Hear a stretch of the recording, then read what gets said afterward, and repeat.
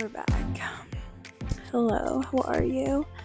Welcome to Subconscious Medicine. I'm your host, Ella, and honestly, I'm surprised we're here.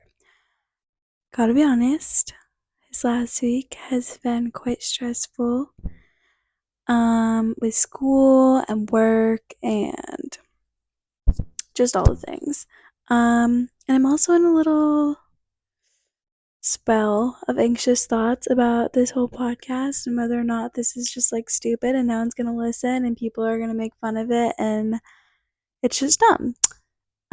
Which you know what? Should I care? No. Do I care? Yeah, I do. So here we are. But you know what I've come to realize? We all like do stuff in our lives that people are always just gonna have something to say. You know? Like, I can think of things that I do every single day, that I consistently do every single day, and people tell me that they're stupid all the time, right? Like, what did I do today? I went for a run. The amount of people that tell me that I shouldn't do that. Like, oh, it's bad for your knees, or just like the randomest stuff. Or what else did I do today? Or yesterday, I meal prepped, and people feel like that's weird. Like, you're never gonna make everyone happy. You're just not.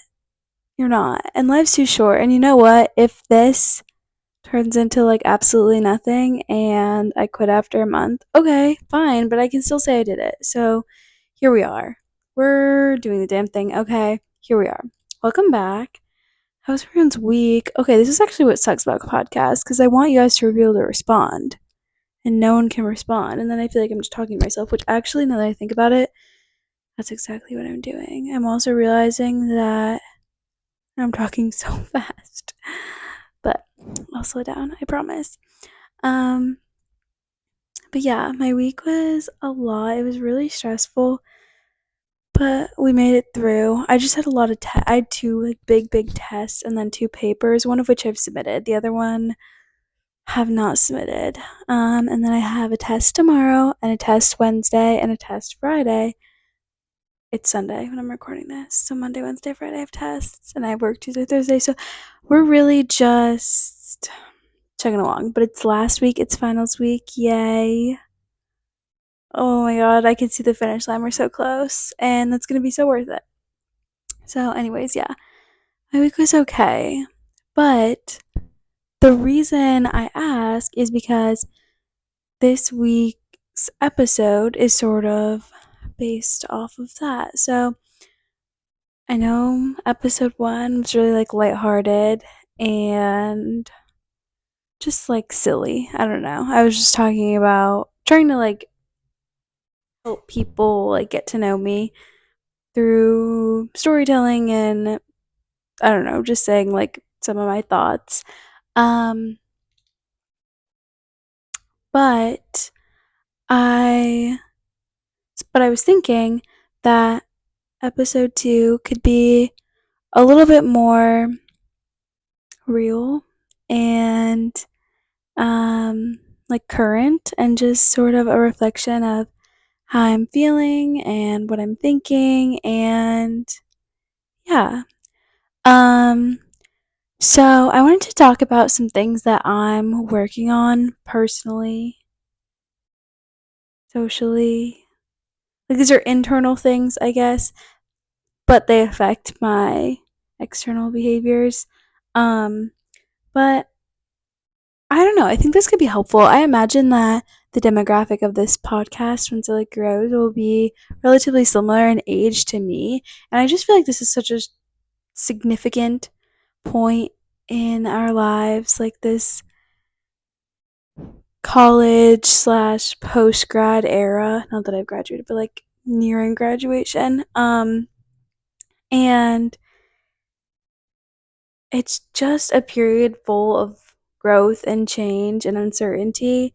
And I think that there's a lot of beauty in that, but I also recognize that there's tons of stressors in that. And some people can accept those with grace, and I'm not one of those people. I don't like change. I don't like spontaneity. I don't appreciate it.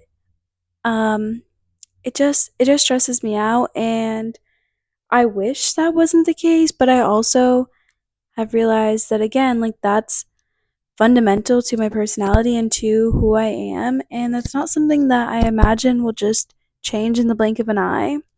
I can practice skills and strategies to better cope with change, but I'm never going to be a person that loves change, and that's okay.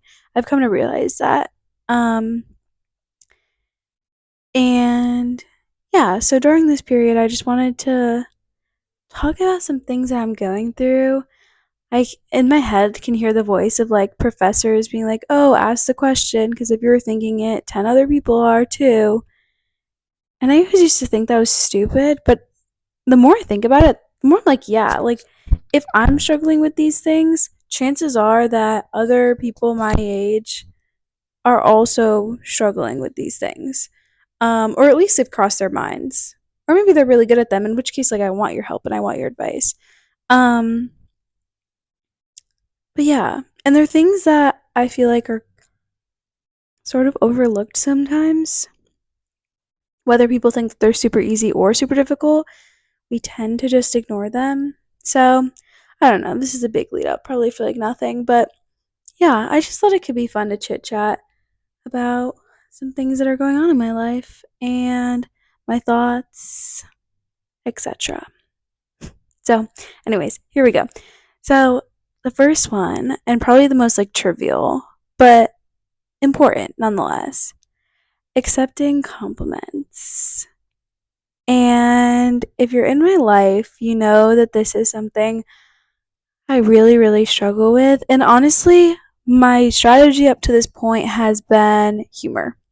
Like dark humor, like laughing with it or laughing at it or just like saying the opposite. I don't know. Like I avoid it. I avoid compliments at all costs. I hate it. It makes me so uncomfortable.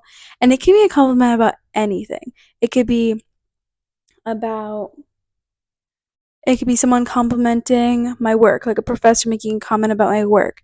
It could be a friend complimenting an outfit.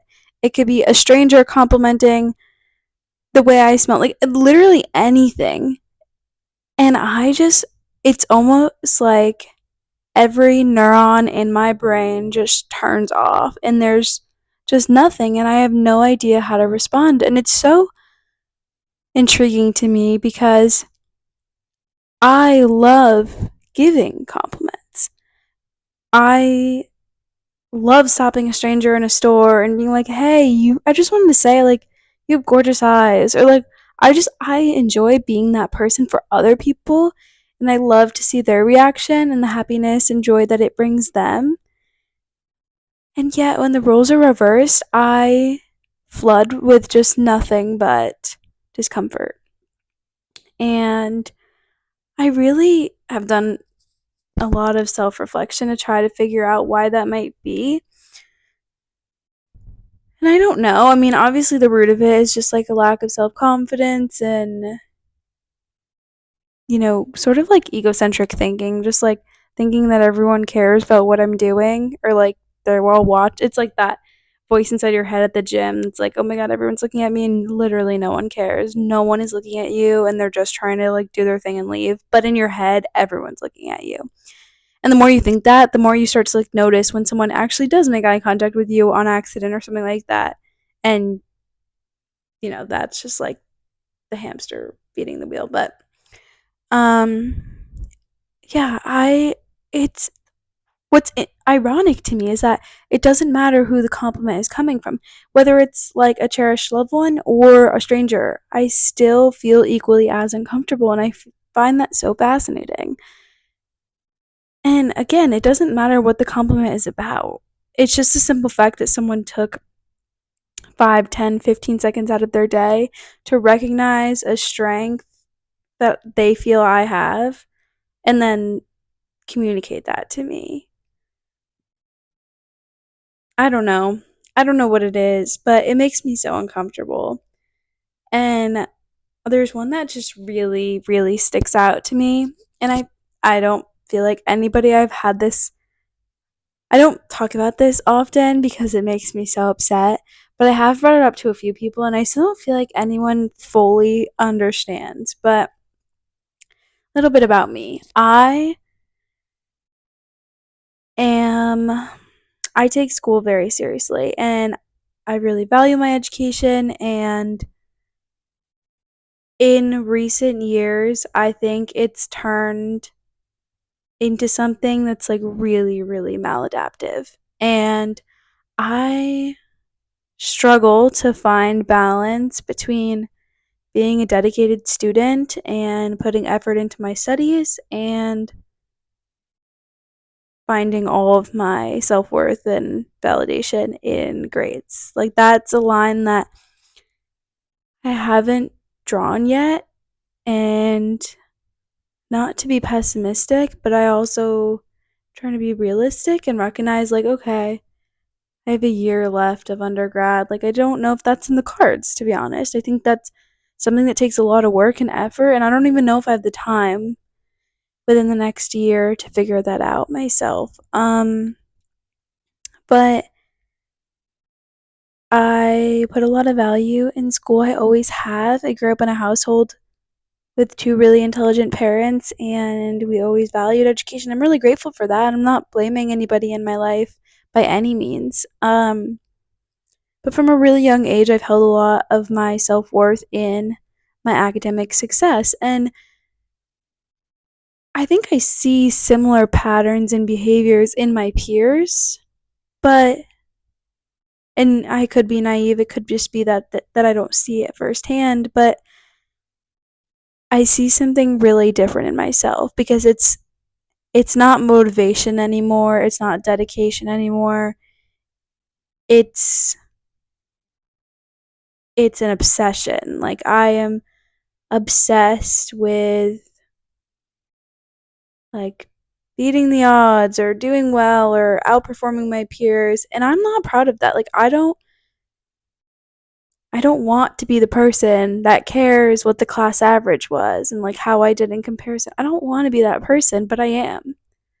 And again, it's not something that I pride myself in. I don't think that that's a good quality, but I don't really know how to address it. I don't really know. I don't want to say fix. Like I don't think something's wrong with me, but I also recognize that this isn't healthy. It's not sustainable. I'm people are like, "Oh, you have so much value in aspects other than school." And I hear that, and it's not that I don't agree, but I also in my head I'm like, yeah, but I'm a oh my god, I'm not 19 anymore. So sad. But I'm like, yeah, but I'm a 20-year-old rising senior in college. Like school kind of is my life. Like I don't really have much else going on, you know? And the things that I do have going on, they're related to school. So like for instance, right, I am completing an internship right now. As much as I like my internship and I enjoy interacting with the people I interact with, why am I at that internship? Well, because I want to be able to put it on a grad school application. So like indirectly it's for school.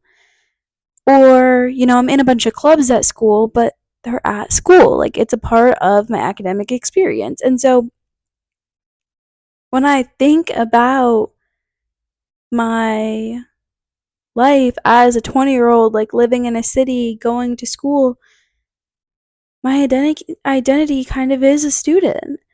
And I guess I understand what people mean when they say you can't place all your value in being in school, right? But I also don't think I'm at a phase in my life where I'm wearing multiple hats. Like I think about my parents, right? And my parents are incredible people. I love them and I appreciate them so much. But my parents are parents to not just me, to two other kids. So that's one hat that they wear. They both work. My mom works in microbiology at a hospital. So cool. And my dad works in sales at a pretty big manufacturing company. So like they're employees, right? My dad is a manager. So already off the bat, my dad is a manager, he's an employee, and he's a dad. And he's a husband, and he's a son. Like he is wearing so many different he's a oh my god, he's a grandpa. Like he's wearing so many hats, right? And every single day that he wakes up, he's transitioning from each of those hats. He wakes up, he's at home, he's with my mom. And that moment, he is a husband. Then he drives to work, and at work, he's an employee, but he's also many people's managers. And then, maybe after work, I don't know, goes and visits my grandma, and then he's a son. And then maybe after that, he goes and he babysits his grandson, and then he's a grandpa. Like he's playing each of those roles every day, as is my mom, right? She's a mom. She is a daughter. Like her parents are unfortunately deceased, but she's still a daughter. She's an employee. She's a grandma. She's a friend. Like she's playing all of these roles, right? And to me, like my parents do with so much grace. And I'm sure that they wouldn't say that it's easy, nor would anyone really, but like as an outsider, it looks like they do it with ease. But then I think about myself and I'm like, okay, I'm a sister, but I don't live in the same city as my sisters, so I don't see them every day. So I'm not wearing that hat. I am a daughter, but I don't live in the same city as my parents, so I'm not wearing that hat. I'm an aunt, but I don't live in the same city as my nephew, so I'm not wearing that hat. I am not really employed. Like, I guess I have an internship right now, but I'm an intern. And then during the school year, I'm employed by the school. So it's still like being a student. And I suppose I'm a friend, but like all of my best friends and like the closest people to me don't live here. So I get to pick and choose when I want to play that role. If I don't want to reach out and I don't want to start a conversation, I don't. It's not as simple as waking up in the morning and being directly next to your partner. Like that's not that's a forced decision now. You don't have the choice to say no or to not reach out. Like you're already put in a position to wear that hat on that day. And so when people tell me I that was a long tangent, but when people tell me that I can't I can't put all of my value in school, as much as I appreciate what I think they think is supposed to be a helpful comment, I also feel lost because I'm like, okay, then where do I delegate my time? Like, what about what am I supposed to be adding tasks to my schedule? Because 5 seconds ago, you were the same person that told me I had too much on my plate. So I'm like, okay, well, in order for me to wear a different hat and to put my value in something else, I have to add something into my schedule, right? So I'm like, okay, then you're telling me to put more on my plate. So I'm telling you I'm stressed and I have so much on my plate. And your answer is put more on? Like, that doesn't make sense to me, right? I don't know. I just feel like we live in a society that really, really values education. And I think that's a wonderful thing. And I too value it. And I'm okay with being a student right now. Like, I'm okay with that being my identity. Because I don't feel educated enough yet to fulfill any other identity, right? Like that's the whole point. That's why I'm in school, is to become educated so that I can be a professional in a respective field.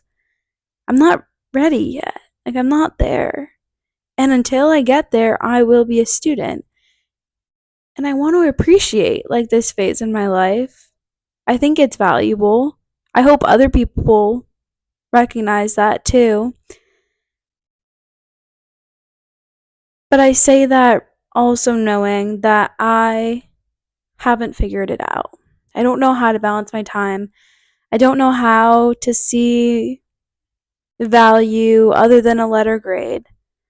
I don't. It's something I've always struggled with, and I've sought out advice from so many people that I feel like do it well, or at least it appears that they do it well. And I guess just nothing's really clicked. But I don't know. It's just something I'm struggling with.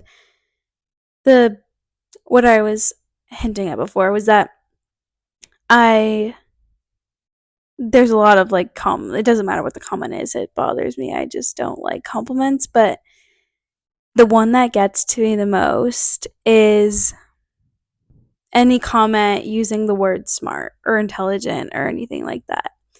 Now, I don't know. In my mind, smart and intelligent are two different things, but do I think I'm intelligent?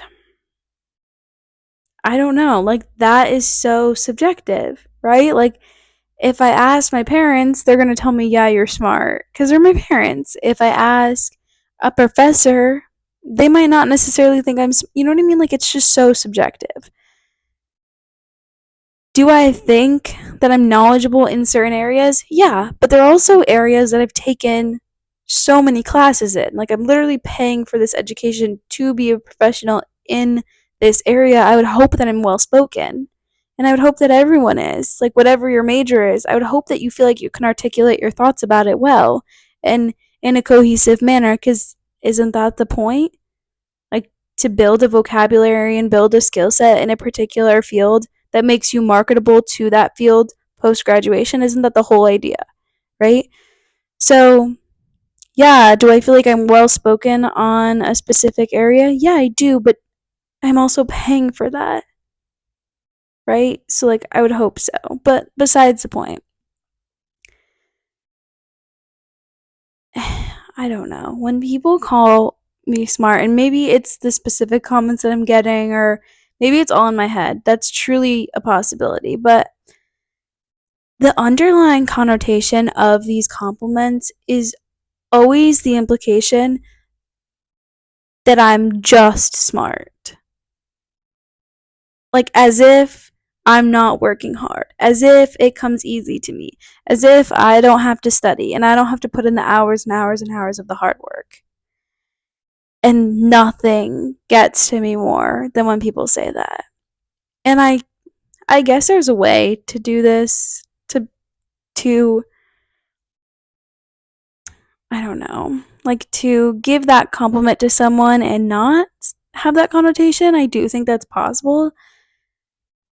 But every time I hear it, I feel like the person I'm talking to is implying that I don't work hard.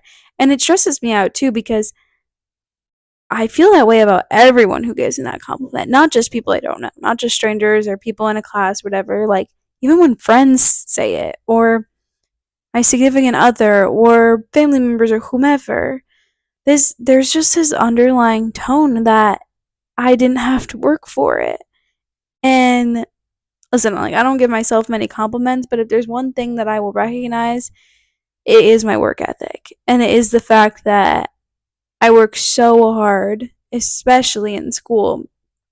And I don't feel like that's something you can take away from someone. And that's why I do it, because I value other people that I see working hard. I think it's so admirable. And that's something that, I want to be that model for other people. But I'm not that person who just gets it. Like, I'm not the person who doesn't have to work hard for her grades. I'm not the person who has a photographic memory and can read the textbook once and recite it back to you word for word. I'm not the type of person who reviews the lecture notes once and just knows the concept. Like, that's just not me, right? Like, I am the person that sits for hours and hours studying. I am the person that locks myself in a study room. I am the person that rewrites my notes over and over again. That's me. And if you know me, you would know that. But instead, you'd rather see my grade on a test and make an assumption that makes you feel better about your performance, right? So you didn't get the grade you wanted, and you did study, and I did better, so it's easier for you to just say, oh, well, she must get it. She must not have to work hard. She must not have to put in the hours of work that I have to put in. Does that make you feel better about yourself? Is that why you're giving that compliment? Because that's what it feels like. And I don't know. Maybe I'm being harsh, but it really bothers me. So, all that to say, I'm really trying to get better at receiving compliments. And I don't know how it's going, honestly. I don't know that I'm doing a great job, but every time someone gives me a compliment and I get so frustrated, especially when it's that, like, oh, you're so smart or whatever, I, it's not that I don't appreciate it. I sometimes feel like people give compliments for the sake of giving compliments, not necessarily because what they're saying matches what they're thinking, you know? So in my head, I'm like, I don't know. If I was in a class and there was someone that was clearly performing very, very well on the exams and I wasn't, it wouldn't my instinct would not be to go up to them and give them a compliment. My instinct would be to go up to them and ask them for study tips. Be like, "Hey, do you want to study together or whatever?" Like, I want to learn from them. But when someone says, "Oh, you're smart," they don't want to learn from you. Like, that's not their goal. I don't know what their goal is, to be honest, because I don't think I've ever walked up to someone and just been like, "Oh, you're so smart." No. In fact, I feel like intelligence is not something that I compliment on very frequently. And when I do, it's only to people that are very, very, very close to me, whom, like, I've witnessed their intelligence. Like, I've seen it firsthand, right? Like, I have worked on a project with them, or I don't know, just done something extraordinary. I feel like this is such an overused word. We throw around intelligence like it's something that everyone has, and it's not. And I don't say that to be degrading. And I'm sorry if it comes off that way, but what I mean is, like, to be intelligent and to be a scholar is earned, right? Like, that's identifying some type of professionalism that you see in someone. And we can't just throw that around. Like, that to just call anyone smart or anyone intelligent would be to imply that the years of hard work in college and the money and the time and the energy is not worth it. Well, no, it is. It's why we're here, right? So, no, you might not be smart or you might not be a professional, but that's okay. Like, we can accept that as part of our identity. We can recognize our own downfalls and our own weaknesses. This is reminding me of a quote. It's honestly so cheesy, but it's so true. A quote that my dad used to always tell me. I don't know where he heard this from or like where it came from, but I think I mentioned in the last episode that I like was an athlete all my life. I played really competitive softball. It was a huge part of my life. And I I've carried this like hardworking mentality into everything that I do, and I always have. And I think that's why it leads to like burnout in a lot of different areas of my life, not just academics. But all that to say, my dad used to always say this quote, and I don't know where it came from, but it was hard work beats talent when talent doesn't work hard. And I never knew what he meant, like ever. And then as I got older and obviously like athletics got more and more competitive as they always do, you start to see the kids, and this is no hate to people who played multiple sports, but you start to see the kids that were dual sport athletes or tri sport athletes, even who used to be the best kids on the team, slowly trickle down. And like they were no longer the superstars in the team. And I thought it was interesting, but I guess I didn't put too much thought into it. But as I've gotten older and like stepped away from the sport a little, I feel like I figured it out. And I think it's that for so long, athleticism gets you by. Like, to just be athletic, to just be fit, to just be in shape, like those things will get you by 10U, 11U, 12U, like they'll get you by. If you have decent hand-eye coordination and you're relatively fast, you could be a good softball player at age 10 or age 12, I promise. But by the time you get to high school, and all of a sudden a 14-year-old and an 18-year-old are on the same field at the same time, now there's differentiation between the kids who are just athletic and the kids who are a great softball player. And it's so obvious, right? Like you can tell right away. Because the kids that are just athletic, they can't compete anymore. They're not good enough because they didn't work hard. They had natural talent. They could have been a great athlete, but they didn't put in the hard work because they never had to. They always could get by. And yeah, I don't know. I guess I think about that with school too. Like, I know a lot of people who are naturally intelligent and they can get away with not studying and always getting a C, and they're content with that. And that's fine. Like, that's their goal. That's fine. I'm not going to sit here and shit on you for that. Like, you set out a goal for yourself, you achieved it, and you should feel valued in that. And you should feel congratulated. I don't feel like I'm that person. I'm not the type of person who cannot study and do well. And that's also not what I see for myself. Like, I have set a specific expectation for myself, and in my head, like, the reason we set goals is to evaluate our progress, right? So, yeah, I am going to use it as a measure.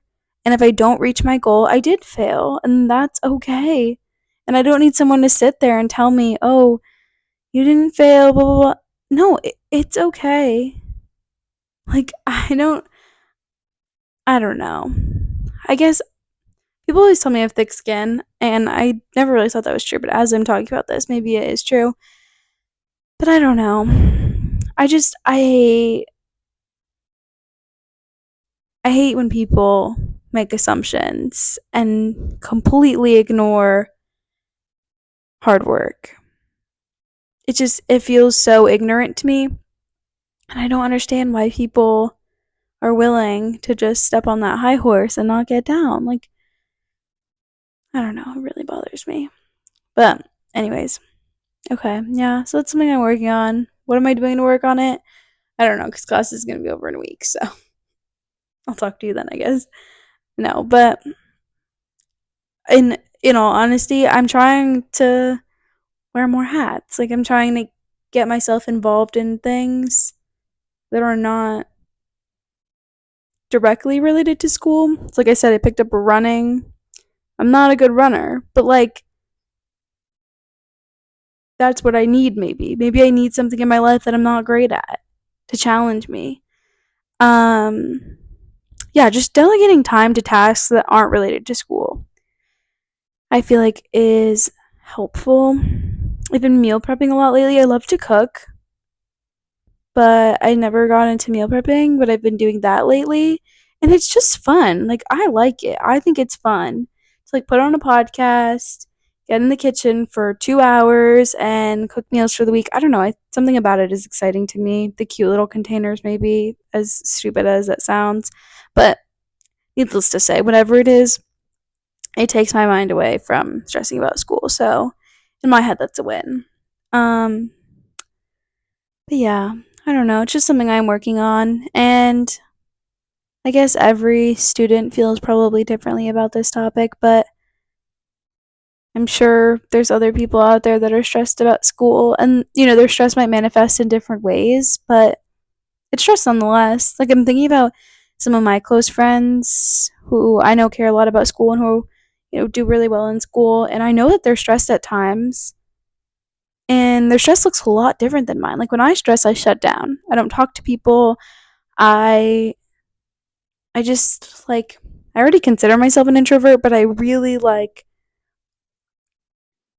curl into my shell, I don't know. I don't show my stress in typical, like, behaviors. I don't cry. I don't, like, that's just not who I am. I don't talk about it. That's the last thing I do. I know a lot of people in my life who are stressed and they're like, I just need to talk. And I'm like, no, I need to not talk. Like, if I talk, it will spiral. Like, that's not helpful to me. But it's helpful to other people. And knowing that about yourself is incredibly important. So that's something else I guess I'm working on is trying to know myself better. Like knowing what actually helps and then being able to communicate that to people who you want to help. Right? So let's say like I'm making up this name, but like let's say I want Celia to help me with, I don't know, cleaning. I'm like, okay, Celia, this is what's bothering me. This is how it could be fixed. And here's your role. Like, here's how you can help in this situation. And I think communicating that in a concise and like streamlined way and offering the opportunity for feedback can be really, really helpful to people. Because I know when people do that to me, it's greatly appreciated, right? Sometimes someone will look to me for help, but they won't offer any guidance. And that's really overwhelming because in that instance, I'm like, okay, this person has recognized that they need help in this area and they think that I could be the person to help them, but they haven't told me how it is that they want to receive this help. And so here I am playing a guessing game, trying to pick option A, B, C, or D of how to address this situation. I could very well pick the complete incorrect answer, right? So despite the fact that I have good intentions, my helping behavior can very easily come off as completely unhelpful. So, anyways, I've been trying to do a better job at communicating not just when I need help, but specifically how certain people can help me in those situations. Because this is connecting directly to a conversation I had the other day with a friend, but my friends like serve different roles in my life. And this is something else that people don't agree with when I say, but I feel really strongly about this. Okay, so I feel like I keep a pretty small circle. I really don't have a lot of friends. That's a whole nother story. But when I think about the people that are closest to me, they each serve a very specific role in my life. And when I need help, I take into consideration the role it is that they fill. Like, for example, I can think of a friend in my life who, love her. She's great, but if let's say I need help with school, she's not the person I go to. But if I need help with some other thing, she is. Versus, like, I do have a friend who, if I need help with something with school, I look to. You know what I mean? So there are just people in your life that fill different roles. I feel particularly strong about this because most of my friends I don't go to school with. Like, they're from my previous college or they're from home or whatever. So they're not in my like day-to-day life either.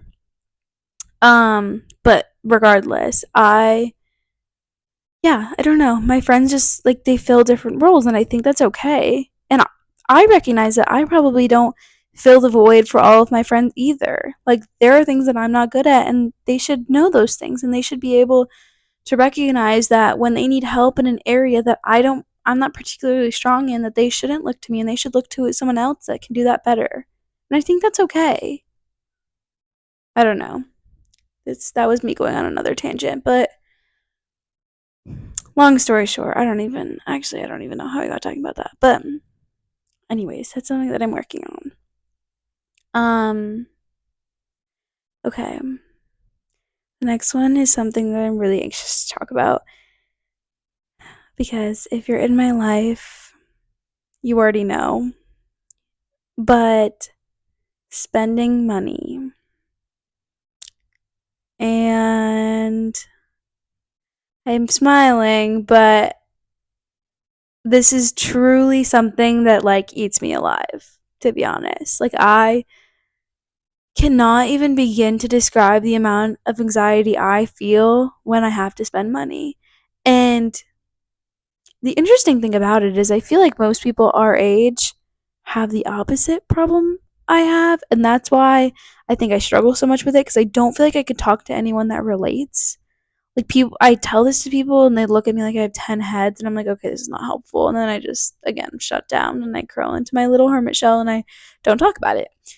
Not helpful at all. But yeah, so I feel like most people our I'm assuming you're all my age, but like most people that are like in college, like 20 years old, spend money excessively. And I'm not saying that. Like, I mean, obviously, I think it's excessive because I hate spending money, but like they do, like they are broke, like they don't have any money. And honestly, that's part of college is like being broke and spending money and having fun and probably spending money on stupid things most of the time. But like buying clothes or going out and like getting drinks or whatever it is, but like spending an excessive amount of money, right? I feel like I have the opposite problem. For instance, on multiple occasions, I've gone grocery shopping, got all my groceries, gotten in line, had a full on panic attack, left my cart there, walked out. Like, I don't know what it is. I don't know why I'm like this, but just something about like swiping my card sends like a surge through my body that just like I get like the most catastrophic thoughts when I have to spend money. Like my mind starts spiraling into, oh my god, what if this person in my life, gets in a car accident, they go to the hospital and I can't pay their medical bills because I just spent $100 in groceries. Like when I tell you that's what's going through my head, it's crazy. It's ludicrous. It sounds so stupid. Like, and I know that. I know. I hear it in my voice. I recognize that there's no logic to that statement at all, right? But pointing that out to me doesn't help. So, like, if I communicate this to a friend and they're like, that's so stupid, like, you sound crazy, like, that's not helpful. I know that. Thank you. I didn't, like, wow, gee, thanks. Couldn't put that together myself. But I don't know. It's interesting to me too because I grew up in a household where I guess this is subjective too, but for instance, like I never questioned that there would be food on the table. I never questioned that I wouldn't get new clothes if I needed them. I never questioned whether or not I'd be able to buy school supplies for the next year. I never questioned whether or not I get to play softball by like paying for the season. Like these are not thoughts that crossed my head. My parents worked really, really hard to support me and I always felt supported. And were there times where like money was probably tighter than others? Yeah, of course. Like I have two siblings. My parents were trying to support three kids. My parents also made the sacrifice to not send us to daycare, so my mom didn't work for the first maybe 4 years of my life. Like that in and of itself is a sacrifice. And yeah, money's gonna be tight at times, and that's okay. Like every family goes through that. But I didn't grow up in an unstable household in that respect. Like I always felt financially stable as a kid, growing up at least. Now that being said, I also grew up with a dad who loved my father with all my heart, and I can appreciate this more now.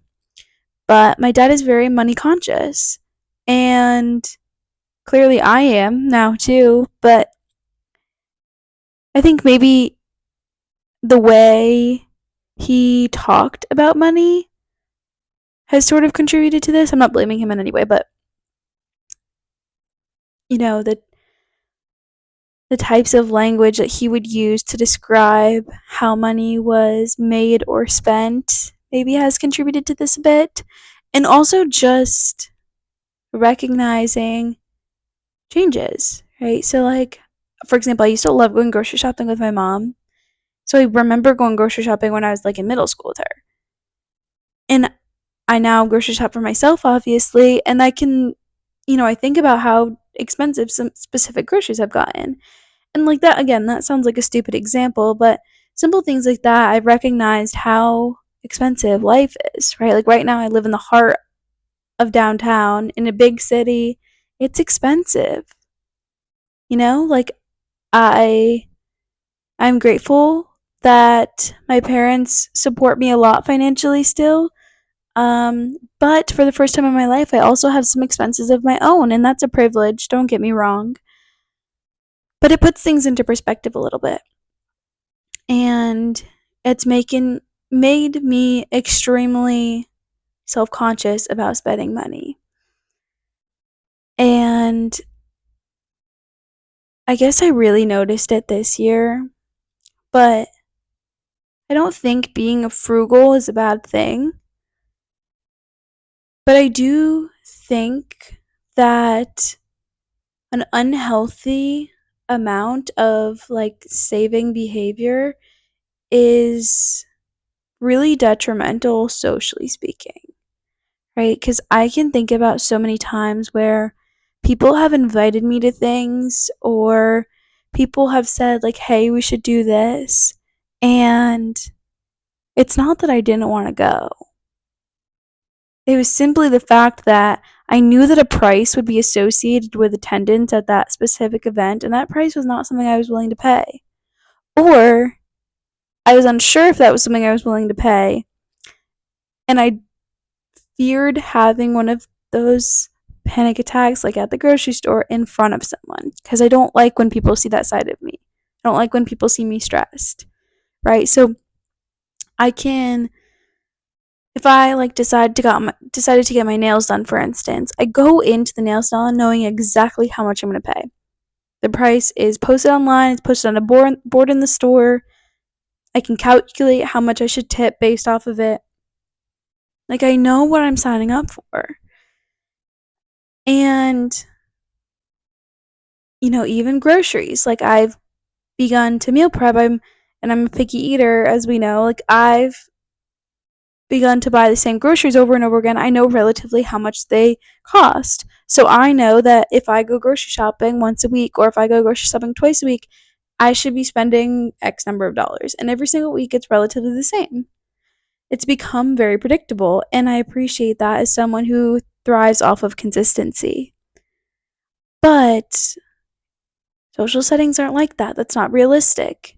It's not feasible for a friend group or for even a pair of friends to, especially college age friends, to consistently plan activities and the associated cost of each. Like, that's not feasible, right? And I also understand that people my age may not necessarily be in the same financial position as I, for better or for worse, right? Maybe they have more expensive, maybe they have none. Maybe they live on campus and so they don't pay rent. Maybe they do. Maybe they live in a more expensive building than I. So there's a lot of variables that contribute to this, and I'm not here to comment on anyone else's spending habits. But I am here to recognize that my inability to, or rather my choice, it's not an inability, but my choice and the fear and anxiety associated with spending money has resulted in me turning down a lot of social opportunities. Something as simple as like going out to dinner with a friend. I look up the menu beforehand and I find the cheapest thing that I would eat. And like, that sounds crazy, but it allows me to go into the social setting knowing exactly how much I'm going to pay. And so I can say yes to the social outing, but I can also go in financially literate. So again, and that's not like something I'm proud of. I don't want to be that person. But I guess I just don't know how to work on this because I don't feel like anyone's in the same boat. I mean, don't get me wrong, there's people that are money conscious and are frugal and are uncomfortable with the thought of spending money. But I don't feel like those people tend to be people my age. And if they are, they tend to be people who are not financially comfortable. And I'm not saying I'm not financially comfortable. Like, I work really hard and I've saved a lot of money for, or what I think is a decent amount of money for a college student. And I spend frugally. So I still have a large sum of that. And as I mentioned, I'm grateful and privileged in that much of my expenses are still covered by my parents, and I'm not afraid to admit that. And I'm appreciative of it. But but that puts me in a certain position of um spending habits. Like there are certain things that I do pay on my own that my parents don't help me with, and there are certain things that my parents do help me with, or my parents pay in full even. Um, but needless to say, I have worked really hard to save a certain sum of money that I feel like makes me comfortable. Um, and when I have to dip into that, I get I get really, really uncomfortable.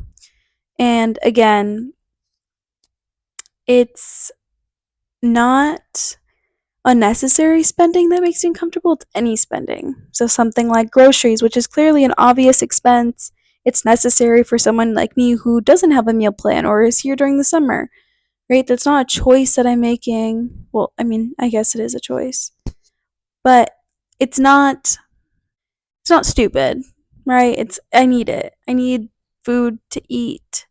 It's not like I'm going to the mall and going shopping every weekend. But yeah, it makes me very uncomfortable.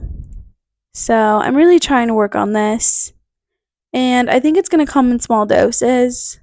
Something like, okay, maybe we don't go out to eat, but maybe we like grab froyo, right? So smaller amount of money, but still something spontaneous, right? Like basic exposure therapy, I guess. Um, but yeah, this is something I'm really working on. And I appreciate any feedback here. And maybe I'm not alone. Maybe there's a lot more people who feel this way than I do. I'm not sure. But again, just like accepting compliments, I this has become extremely maladaptive. It's become it's no longer stress. Like I said, it's turning into completely catastrophic beliefs about finances, and I just feel like that's really unrealistic for a 20-year-old to be experiencing. And yeah, I just feel like no one gets it. But doesn't everyone feel that way about their own like anxieties? Don't we all feel like, oh, it's just us and no one else gets it? We were learning about egocentrism in my child development class this week, and I'm sounding like 3-year-olds that exhibit egocentrism, but no, it's a lot of discomfort, I guess, around the idea of spending money, and the idea that I don't feel like a lot of people share these thoughts with me, but it's something that I'm working on in sort of micro doses, and I'll get back to you, honestly. But yeah, I'm working on it. It's not easy, but I'm hoping that it becomes a little bit more comfortable to me, but also like it's a slippery slope, right? Like I don't want to be on the other end of the spectrum either, that's for certain. I don't want to be someone who's spending excessively and who can't manage her finances and can't budget. That's also not what I want to be. Like I want to find a happy medium. So, yeah, that's also overwhelming to me is that I don't want to stray too far away from where I am right now. But yeah, I guess it's just a balancing act and it's something I'm really trying to work on. Oh my god, I've been talking forever. Okay. Back to my parents. um no, I have been working really, really hard to strengthen my relationship with my parents. Not that I've ever had a bad relationship with my parents. I'm not saying that at all, but something about moving away from home makes you just see things from a very different light. And I saw a TikTok recently that said something about it said something about like take a moment, stop, and recognize that it's your parents' first time at life too. And something about that really hit home. Um my parents are great people. I love them so much. They work really, really hard. Yeah, I'm just so grateful for them. And since moving away, I obviously don't see them frequently. This is ironic because they're actually flying in this week, so I'm gonna get to see them. Um, But like I'm thinking about this past year, right? I moved in August. My mom came and visited in November for a weekend. And then I went home in December for Christmas. And then they came for a few days during spring break. And then I flew home at the end of school for a week. And then now they're visiting again. So basically, like, we're regularly going 3-4 months without seeing each other. And I talk to my mom most days, like via text. I don't talk to my dad very frequently, which is hard. If you know anything about me, you know I love my dad. Um, we're quite literally the same person, to the point where it's like honestly kind of scary how similar we are. It's a little overwhelming sometimes because I'm like, wow, I guess I just lost like all of mom's genes. But yeah, I have his handwriting you can't see it, but I have his handwriting tattooed on my arms. Like obviously we're really close. But my dad, he has like a really stressful job, and so he's just very overwhelmed. So I wait for him to reach out to me, which maybe isn't the best idea either, but we make it work. But anyways, so yeah, so I've been really trying to work on being more gracious with my parents.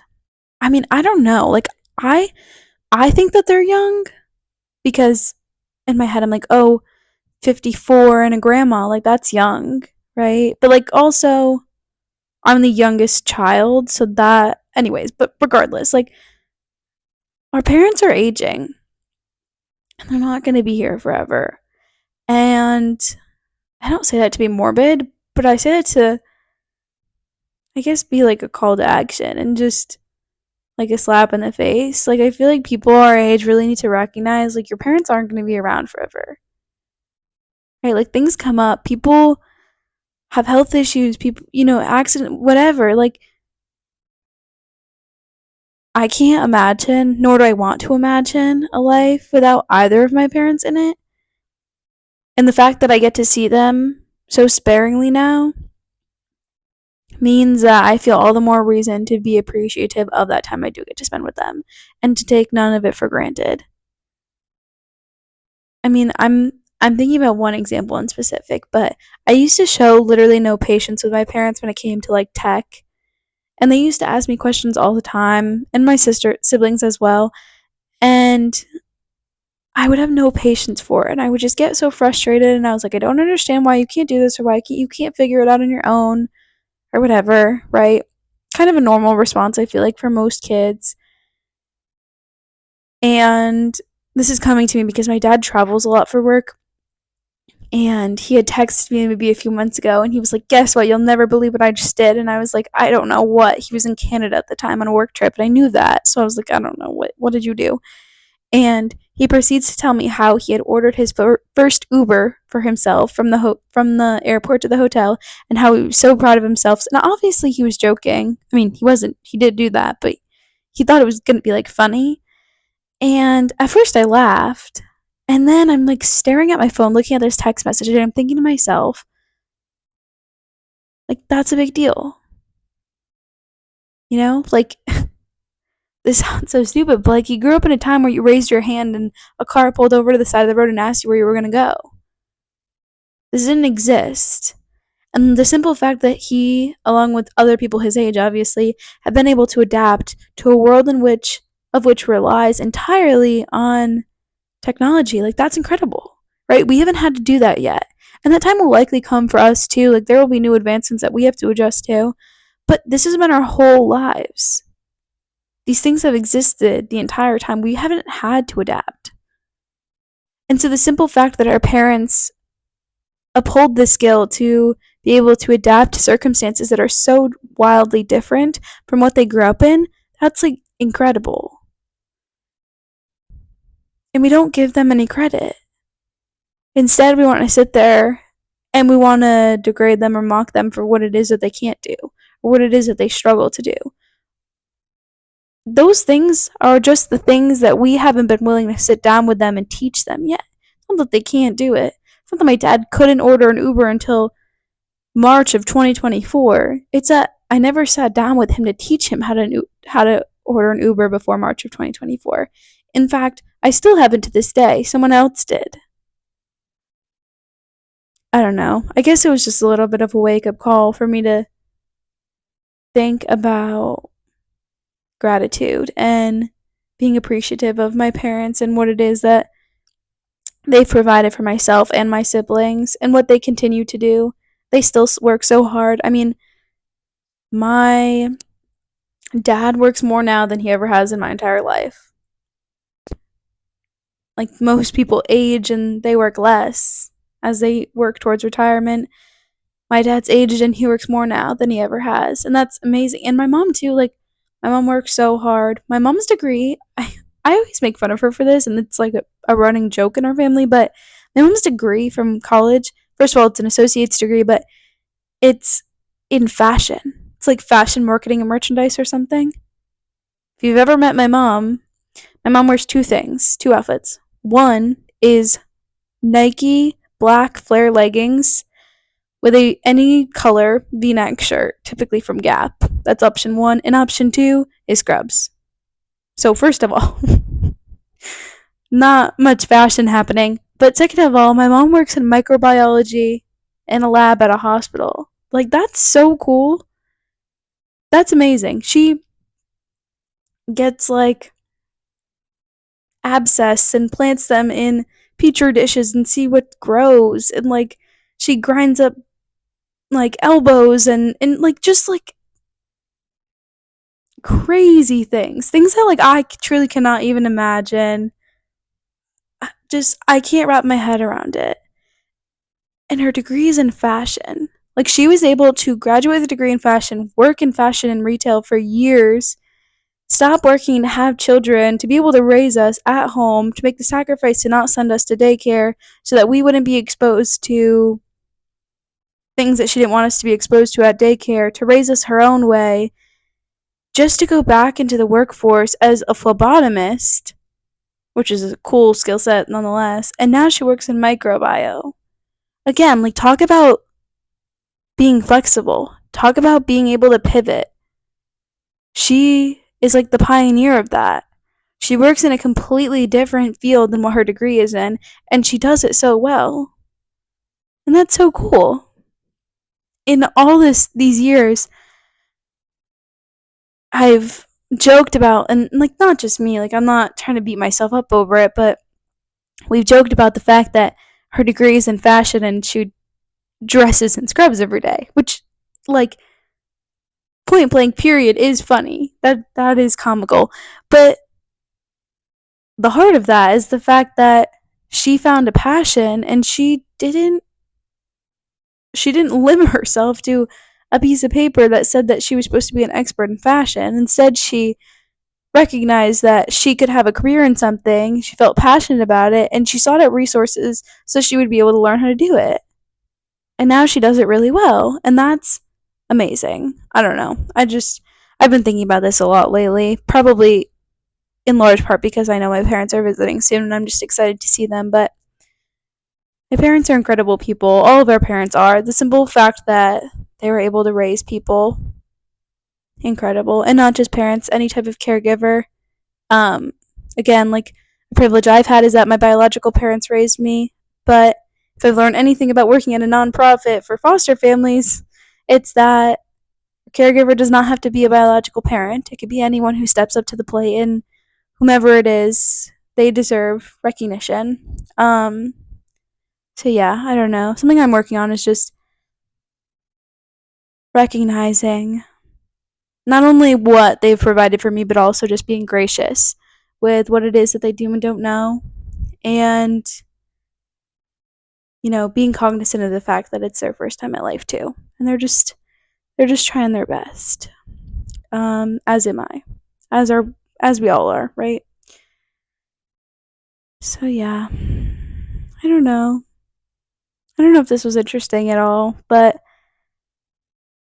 I guess the point of this whole project is to be transparent and again to cultivate a space where people can resonate with one another and share experiences. And although this felt like sort of an odd transition from my first episode, which was really like happy go lucky, I felt it was kind of necessary to document where my head's at and I'm feeling and just some things that are going on up in my noggin. And hopefully some of you guys can relate, or maybe, you can't relate at all, but you can at least appreciate the commentary, or maybe you've gone through it already and you could offer some advice of how you got out. But yeah, these are some things that I'm working on. I think it's important to recognize our periods of growth and again to just give ourselves grace in working through these things, and finding strategies to cope with maybe some of our weaknesses. So yeah, I really appreciate you listening. And again, I just hope that there was some little tidbit of knowledge throughout this episode that maybe you can take away and just think about a little bit more and reflect on. And yeah, that's all. But I hope you guys enjoyed listening, and I hope to see you all next week for a new episode. And thinking about you all, sending you lots of love. And yeah, bye guys.